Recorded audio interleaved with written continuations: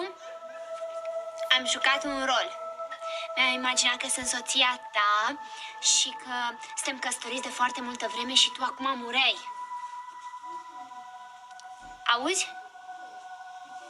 Dacă cumva mă auzi, să reții tot ce ți se întâmplă, pentru că săptămâna viitoare am un casting pentru o tipă care e în comă și vreau să știu dacă e adevărat ce se spune, că auzi ce se discută. Cine e de petrecere în bloc? Am auzit pe muzică. Păi cum cine? Nelu și Fane. Sunt în apartament la GR și dau petrecerea burlacilor. Păi el omor! Cum adică petrecerea burlacilor? Relaxează-te! M-a sunat pe mine GR să le recomandă stripteoză, așa că tot e sub control, nu te panica. Adică acolo au și stripteoză? Da. El omor! Da, nu, Bela, relaxează, de acum pe bune. Uite, Adina nu a știut ce să facă și a apelat la mine, înțelegi? Iar eu am sunat o fostă prietenă de-a mea care a fost dansatoare și fata aia nu face nimic altceva decât să danseze. Dansează și atât, nu, Adina? Da. Lui Neluțu i s-a făcut dor de Cuba, să înțeleg, da? Ei, fetelor, dacă ei fac petrecerea burlacilor, atunci o să facem și noi petrecerea burlăcițelor. Mamă, ce o să mă răzbun? Nu, Da. Haide să-l facem și hai să Bela, vrem. fii atentă la mine.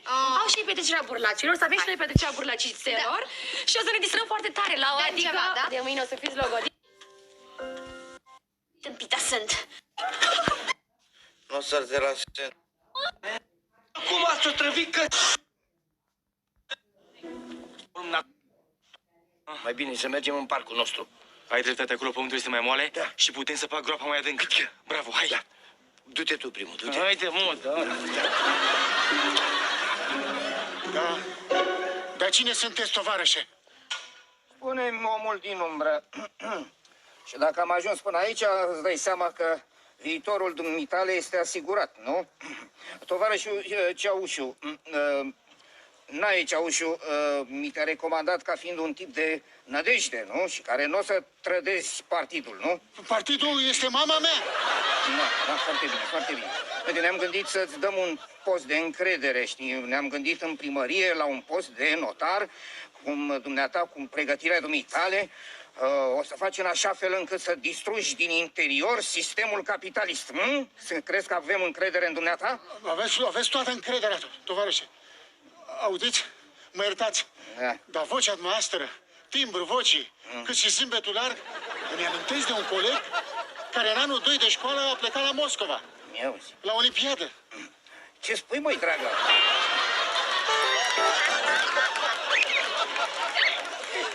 Ce-ar fi să chemăm și noi aici 2 stripări, a? Sau chiar 3 băieți? Termină-mă cu prostie, mă, termină-mă cu tâmpenile tale. N-am zis că nu ne răzbunăm. Ba da! N-am zis că nu ne răzbunăm, că o să fie doar o petrecere. Termină cu tâmpenile. Nu, chemăm noi frumos 3 băieți. 3 băieți. Și să danseze așa elegant aici Ce pe masă. băieți? Pe masă. Așa. Bela! Telefon. Trească Bela!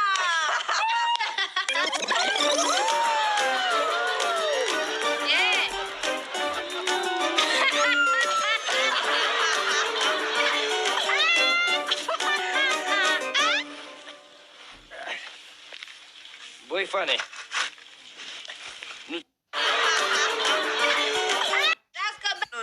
Termină-mă cu...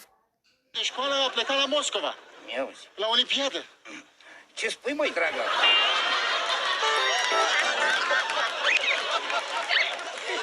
Ce-ar fi să chemăm și noi aici 2 stripări, a? Sau chiar 3 băieți?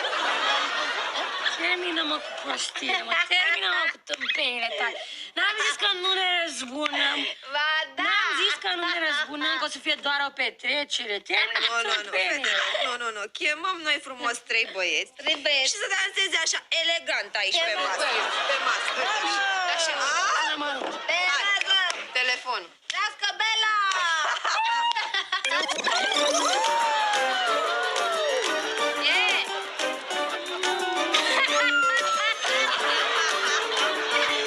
Nu, chemăm noi frumos. Ce-ar fi să chemăm și noi aici 2 stripări, a? Sau chiar 3 băieți? Termină-mă cu prostie, mă, termină-mă cu tâmpenile tale. N-am zis că nu ne răzbunăm.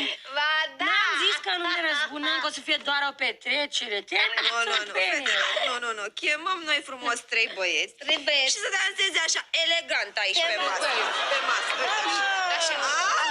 Hai, telefon. Trească Bela!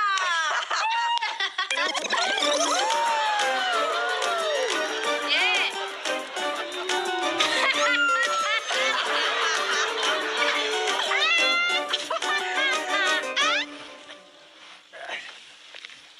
Băi, Fane, nu ți se pare că am mare groapa asta, mă? Parcă am săpat-o pentru un om. Hai de tate, nere. Aoleu, bă, de ce vorbești așa, mă? Băi. Ce-ar fi să-ți trag o plasma în cap ca să cazi în groapă și să nu te mai însori cu Bela? Băi, nu mă speria, băi! Termină. Hai, mă, că am glumit, ce tot atâta, auzi? Termină, mă, cu tâmpenile tale. Auziți? Mă iertați, Da. dar vocea noastră... Păi, dragă.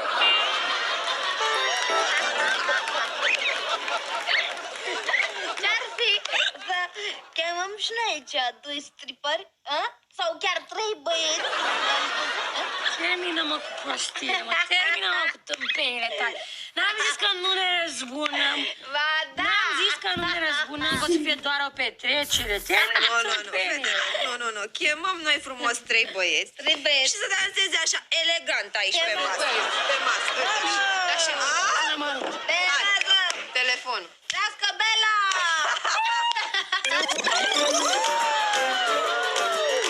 E!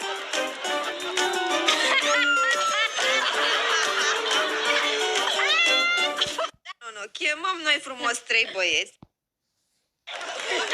Ce-ar fi? Auziți?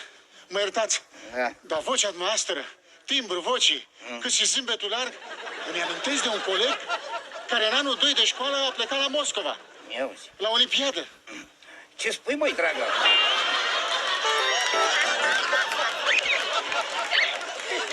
Ce-ar fi să chemăm și noi aici doi stripări, a? Sau chiar trei băieți? Termină, mă, cu prostile, mă. Termină, mă, cu tâmpenile tale. N-am zis că nu ne răzbunăm. Ba da! N-am zis că nu ne răzbunăm, că o să fie doar o petrecere. Termină tâmpenile. fetelor, nu. Chemăm noi frumos trei băieți. Și să danseze așa elegant aici pe masă. Pe masă. Așa. Hai, telefon. Trească Bela!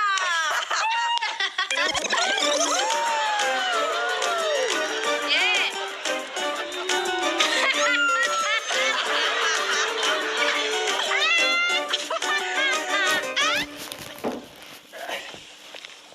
Băi, Fane, nu ți se pare că am mare groapa asta, mă? Parcă am săpat-o pentru un om. Hai de tate, nere. Aoleu, bă, de ce vorbești așa, mă? Băi,